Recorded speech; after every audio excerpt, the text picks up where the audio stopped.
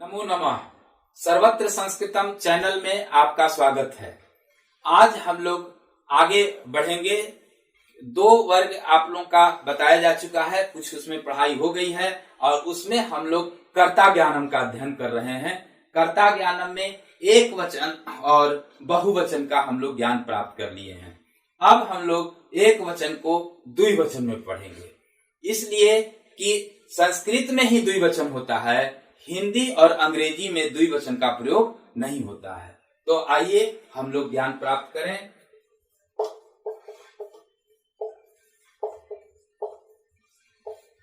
इसको भी हम लोग प्रथम पुरुष में ही पढ़ेंगे, प्रथम पुरुष का ही द्विवचन में पढ़ेंगे और इसके लिए भी एक वचन के साथ पढ़ेंगे ताकि जिससे अनुवाद सरल लगे।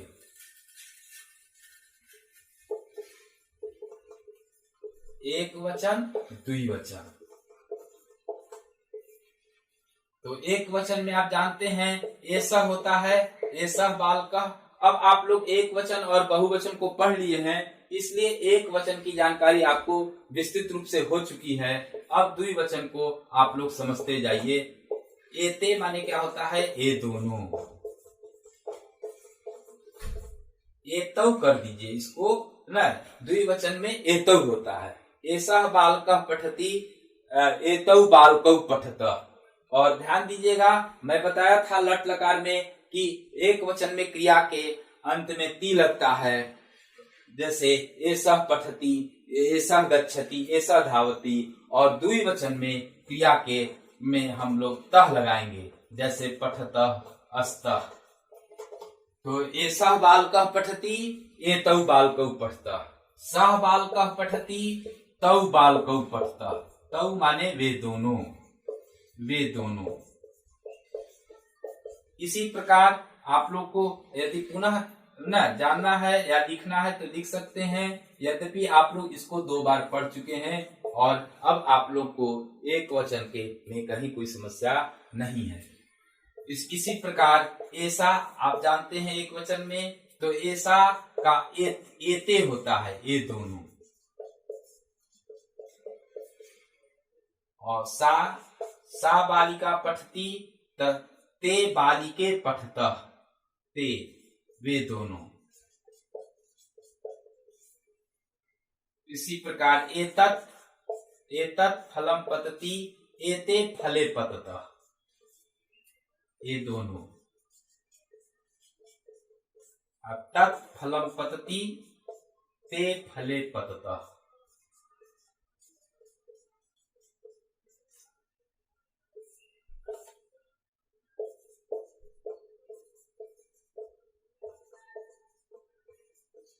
इसी प्रकार आप यहां भी लिख लीजिए स्त्रीलिंग, और ये हो गया नपुंसकलिंग। यहां पर एक बात ध्यान देना है। क्या ध्यान देना है? कि द्विवचन में स्त्रीलिंग और नपुंसकलिंग का एक ही रूप हो जाता है। जैसे ऐसा का एते, एते माने ये दोनों। उसी प्रकार एतत् का भी एते ही होता है। तो यह का द्विवचन में इस नपुंसकलिंग और स्त्रीलिंग में एते ही होता है। यानी एते बालिके गच्छतः, एते फले पततः। यहाँ अनुवाद के दृष्टिकोण से ध्यान देना है। और आपको यह समझ में नहीं आए कि नहीं यहाँ पर गलत लिखा गया, गलत नहीं है। आप यदि देखिए, इसीलिए रूप की आवश्यकता होती है। शब्द रूप अगर धातु रूप कुछ आप याद करेंगे तो वह आपके लिए काफी लाभदायक होगा। नहीं याद भी है तो काम चल जाएगा, परंतु यदि शब्द रूप और धातु रूप आप याद करते हैं तो उससे अनुवाद में आपको बहुत सहूलियत होती है। उस पर हम लोग विचार बाद में करेंगे, कर्ता जब कारक पढ़ने लगेंगे। यहाँ पर आप जानिए कि ऐसा बालिका पठती, और 2 लड़कियां हैं तो एते बालिके पठतः। द्विवचन में बालिके हो जाएगा, क्योंकि आप रूप चलाते हैं लता, लते, लता। तो द्विवचन में लते होता है, उसी तरह बालिके हो जाएगा। उसी प्रकार निर्जीव में भी एतत्, एते, एतानी होता है। तो एतत् श्वेत फलकम अस्ति, अगर 2 है, एक और श्वेत फलक है तो एते श्वेत फलके अस्तः। तत् पुस्तकम अस्ति, ते पुस्तके अस्तः। या ते पुस्तके अस्तः। इस प्रकार से यह वह स्त्रीलिंग, पुल्लिंग और नपुंसकलिंग में। अभी जो हम लोग पढ़ रहे हैं वो आपको अनुवाद के दृष्टिकोण से कर्ता ज्ञान हमको पढ़ रहे हैं। इसलिए अगर आप इतना भी यदि द्विवचन में जानेंगे तो अनुवाद में कोई समस्या नहीं होगी। और इसमें आप लोग को 2 शब्द का संस्कृत जानना है, केवल एक वचन। अभी हम लोग प्रथम पुरुष में पढ़ रहे हैं, इसलिए यह वह, क्योंकि जो दोनों कौन दोनों पर अनुवाद अभी प्रारंभिक अवस्था में जानने की आवश्यकता नहीं है। अगर आप लोग को जो स्तरीय वर्ग होगा, जो कुछ वर्ग चल जाएगा, उसके बाद जो आप लोग का एक स्तर के रूप में, एक ज्ञान के रूप में, बृहद रूप में जब पढ़ाई जाएगी तो वहां आप लोगों को शब्द रूप और धातु के द्वारा कुछ बताया जाएगा। और अनुवाद के दृष्टिकोण से द्विवचन में केवल यह वह जान जाइए। और एक शब्द और जानना है संख्यावाचक में, जिसे मैं छोड़ दिया था, ये 2 का संस्कृत। क्योंकि 2 लड़का जाता है, 2 लड़की जाती है, 2 फल गिरता है, इसलिए 2 का संस्कृत के लिए 2 का एक वचन नहीं होता है, बहुवचन नहीं होता है। 2 सदा द्विवचन में ही प्रयोग होता है, क्योंकि 2 के लिए 2 का प्रयोग करते हैं। जिस प्रकार एक वचन में आप एक का पढ़े थे, एकः बालकः गच्छति, एका बालिका पठति, एकम फलम पतति, एक के लिए, उसी प्रकार हम लोग यहाँ पर पढ़ेंगे 2 का संस्कृत। और 2 का संस्कृत में पुल्लिंग, स्त्रीलिंग और नपुंसकलिंग को जानेंगे। तो 2 लड़के पढ़ते हैं तो क्या होगा, 2 बालकौ पठतः। और 2 लड़कियां पढ़ती हैं, 2 बालिके पठतः। 2 फल गिरते हैं, 2 फले पततः। और यहाँ पर भी द्विवचन में भी स्त्रीलिंग और नपुंसकलिंग में 2 ही होगा। तो इस प्रकार से आप लोग प्रथम पुरुष में एक वचन, द्विवचन और बहुवचन आप जान गए। और अगर हम लोग थोड़ा सा संख्यावाचक पर अगर आ जाएं, और एक बहुत महत्वपूर्ण बात आप लोग को मैं बतला दूं कि प्रथम पुरुष में यह वह ये सब जो है, इसके अतिरिक्त जितने भी नाम हैं वे भी सब प्रथम पुरुष में ही आते हैं और एक वचन में आते हैं। जैसे अभी तक आप लोग को बताए कि ये सह बालका गच्छति, सह बालका गच्छति, कह बालका गच्छति, भवान गच्छति, न भवती गच्छति, न एकह बालका गच्छति, ये सभी प्रथम पुरुष के एक वचन में हैं। उसी प्रकार मेरे छात्रों, जितना भी नाम है वो भी एक वचन में ही प्रयोग होता है, उसके साथ भी क्रिया के अंत में ति ही लगता है। जैसे रामः गृहं गच्छति, मोहनः संस्कृतं पठति, सीता इतस्ततः पश्यति। इस प्रकार से जितने भी नाम हैं वे भी प्रथम पुरुष के एक वचन में होते हैं। यहाँ मैं आपको प्रथम पुरुष में एक चीज यहाँ मैं पढ़ा देना चाहता हूँ, संख्या वाचक। इसको मैं पुनरावृत्ति कर रहा हूँ और इसमें चूंकि 4 ही है, 1 2 3 4, और 1 2 3 4 जो है, या ये तीनों आपके केवल लिंग में अंतर होते हैं। क्यों? क्योंकि इसमें अगर हम पुल्लिंग में देखेंगे, फिर स्त्रीलिंग और नपुंसकलिंग। यद्यपि आपको प्रथम पुरुष एक वचन, द्विवचन, बहुवचन में अलग अलग मैं बता चुका हूं, यहाँ इसलिए बता रहा हूं कि संख्यावाचक अनुवाद आप लोगों को बहुत महत्वपूर्ण है और इसमें त्रुटि होने पर, अशुद्धता होने पर अंक काटे जाते हैं। इसलिए एक का आप पुनः एक बार जान जाइए, एकः पुल्लिंग में, स्त्रीलिंग में एका, और निर्जीव में, नपुंसकलिंग में एकम होता है। कोई दिक्कत? उसी प्रकार 2 में अभी मैं थोड़ा देर पहले बताया था, 2 द्वे द्वे, एक तरह ना से पुनरावृत्ति हो रही है आप लोगों की पढ़ाई की। 3 जैसे बहुवचन में मैं बताया हूं, 3 का पुल्लिंग में त्रयः, तीसरा त्रीणि, और 4 का संस्कृत आप लोग को बताया गया है, चत्वारः, चतस्रः, चत्वारि। तो ये आपका हुआ संख्यावाचक शब्दों का ज्ञान। और इतना ही तक आपको संख्या में स्त्रीलिंग, पुल्लिंग, नपुंसकलिंग में अंतर होता है। इसके बाद 5 से अंतर नहीं है। पंचा बालकाः गच्छन्ति, पंचा बालिकाः गच्छन्ति। तो अंतर केवल 1, 2, 3, 4 का है। एक में पुनः एक बार समझ लीजिए, मैं उदाहरण के द्वारा इसको बतला देना चाहता हूँ। एकः बालकः अत्र पठति, एका बालिका तत्र गच्छति, दूरीकृते तत्र, एकम फलम मधुरम अस्ति। तो देखिए, एक में तीनों लिंग में वाक्य अंतर हो गया। वाक्य निर्माण के लिए भी मैं बता रहा हूँ। 2 का देखिए, द्वौ बालकौ अत्र पत्रम लिखति, द्वे बालिके गृहं गच्छति, द्वे फले अत्र अस्तः हो जाएगा। उसी प्रकार त्रयः बालकाः गृहं गच्छन्ति, तीसरा बालिका भोजन न पचन्ति, त्रीणि फलानि मधुराणि सन्ति।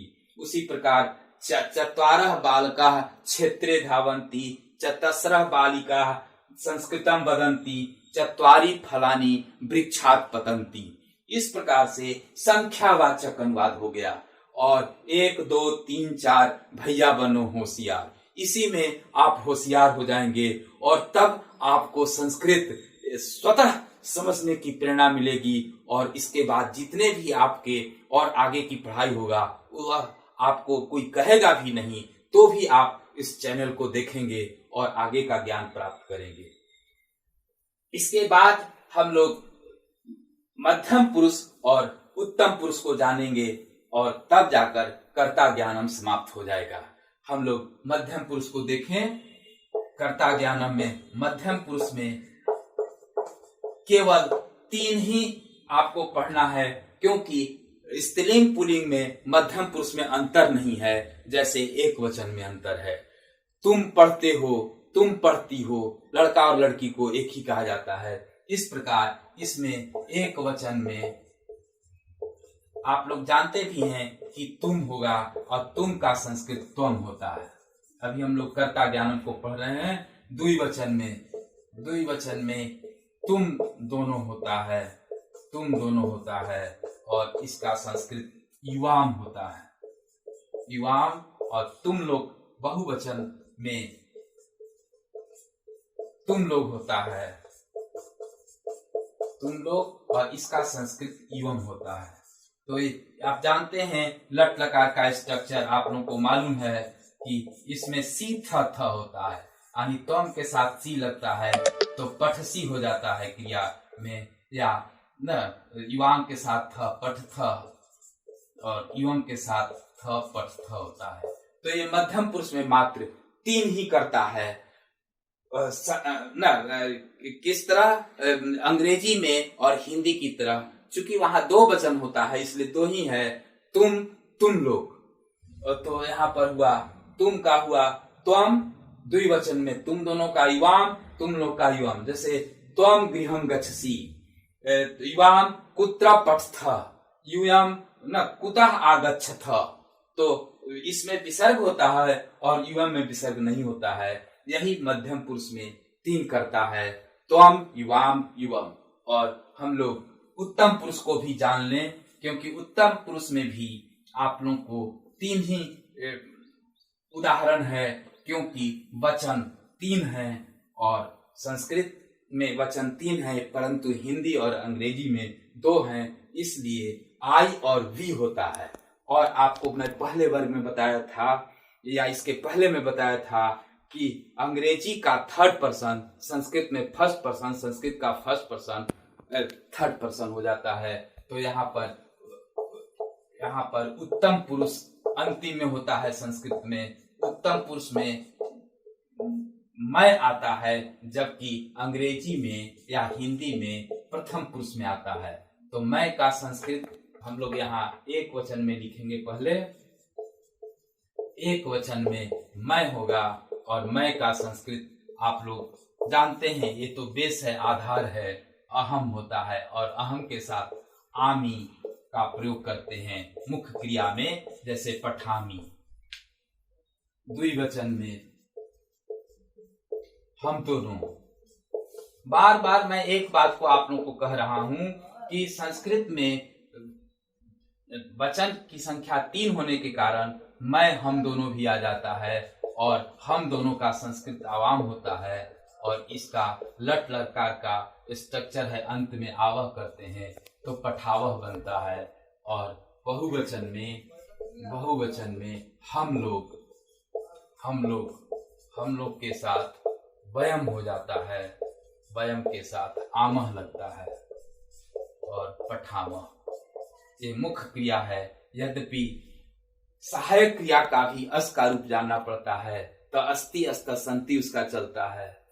और इस यहाँ पर हम देखते हैं कि जैसे मैं देखिए, अन्य के लिए, दूसरे के लिए सह पठती, ऐसा पठती, भवान पठती, राम पठती, परंतु अपने लिए अहम का प्रयोग करते हैं। अहम पठामी, अहम गच्छामी, अहम लिखामी, अहम बदामी। अहम पठामी, अहम गच्छामी हो जाएगा तो इसी को बहुवचन होगा, अहम पठामी वयम पठामः। तो बहुवचन में आमह का प्रयोग करते हैं और एक वचन में आमी का प्रयोग करते हैं। इस प्रकार आज आप लोगों का कर्ता ज्ञानम जो पहला अध्याय एक तरह से कहा जाएगा, इसमें हम लोग छोटे छोटे अध्यायों को बांटे हैं और इसमें संपूर्ण कर्ता ज्ञानम आज समाप्त हो गया। बहुत बहुत आप लोग को धन्यवाद। यदि कोई समस्या हो तो कमेंट्स बॉक्स में जाकर आप प्रश्न करेंगे। जय तु भारतम, जय तु संस्कृतम।